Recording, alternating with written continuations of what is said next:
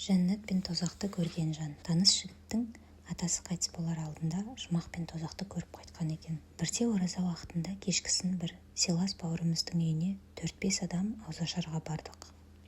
Онан соң үй иесі Бекмұрат бауырымыз бен келіннің қызды болсақ деген тілектеріне жақсылап дұға жасадық. Кейін тарауых намазының ортасындағы демалыста Данияр бауырымыздың басынан өткен оқиғасын естіп қайран қалдық. Қайын жұртым елдің батысы ырғыз жақтан деп бастады әңгімесін Данияр. Қайнатам ауырып үйдегі келіндеріңіз, ол кісінің апа-сіңлілер мен бажалар, ағайын, туған барып көңілін сұрап жатырмыз. Атамыздың тілі байланып, сөйледен қалған. Алланың қалауымен бір күні ұлы мен ұл қыздарының анасына аузы мұрнын шайғысы келетінін ишаратпен ымдап көрсетеді. Бәйек болып жылы су әкеліп шайса, аузы мен мұрнынан түйіршіктелген қан сияқты бірдеңе шығып, тілге келіп кәлиманы айтады. Мен намазда болып, ата, тіліңізді кәлимаға келтіріп қойсаңызшы, деп ұстаздардан естігенімді бұрында айта беретін едім. Атамыз тілге келіп, жақын жердегі қыздарын шақыртып, байыппен осы уақытта басынан өткенін айта бастады. Енді сол кісінің атынан баяндайық. Атамыз айтады: екі жігіт келіп қолтығымнан алды да аспанға көтеріле бастадық. Төсекте жатқан өзімді, бәріңді көріп барамын. Қалықтап кетіп барамыз. Жер титімдей болды. Тіпті тарыдай болмай көзден ғайып болды. Әйтеуір дегенде бір жерге келдік. Екеуі бір есікті ашып еді, жаныңды рахатқа бөлейтін бір керемет иісті сездім. Кеткім келмейді ана жерден. Бірақ келесі есікке жетелеп апарып ашып қалып еді. Бірінші жерден кейін бір орташа, жақсылығы мен жамандығы аралас қиындығы шыдауға болатын мекен екен. Онан үшінші есікке келдік. Ашыла салғанда сондай мүңкіген сасық иіс бүкіл тынысымды алып, жан айқайы шығып шыңғырған дауыстардан есім кетіп, екі есікке кіргізбеді. Енді осы жер мекенім болады екен деп жылап жалына бастадым.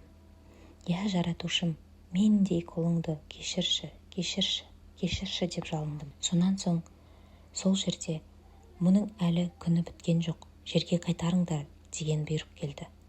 Қасымдағы екі сапарласым қайта қолтықтады да жөнелдік. Кетіп бара жатып көзім шалғаны сол есіктерге адамдар кезекте тұр екен. Өз үйім, өлең төсегім, бала-шаға. Енді келіңдер, сендерге айтарым сол.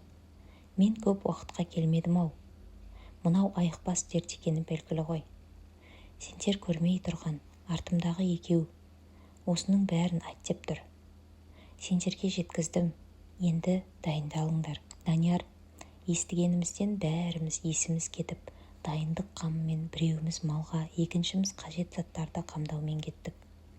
Үшінші күн дегенде атамыз қасындағы отырған қыздарын шақырып: ал енді мен қайттым. Аллаға аманат, бақұл болып тұрыңдар. Қорықпай, ашық қалған көздерімді жауып, ақтап шығарып саларсыңдар деп Алла берген жанын тапсырды. Жаназа, жоқтау, жерлеу, бәрі өтті. Атамның өмірінің соңында тілін кәлимаға келтіріп, періштелерін жіберіп, бәріміз баратын жақты көрсетіп, артында қалып бара жатқандарға мұғжиза көрсетуінің себебі неде екен? Кеңестік дәуірдің идеологиясы, ғылыми атеизмі қанына сіңіп қалған аға буын өкілі болған қайын атаммен осындай жағдай болғанында бір сыр бар ғой деп сұрай бердім. Сөйтсем шынымен де атам жарықтықтың үнемі жасайтын бір сауапты амалы бар екен. Ол кісі көлікпен келе жатып жолда қалып қойған мүсәпірді қазақсың, орыссың, не басқа ұлтсың, ішіп алғансың деп қарамай, үйіне әкеліп тамақтандырып, жуындырып, қонатын жайын даярлап, таңғы асы мен жол қаражатын беріп шығарып салады екен.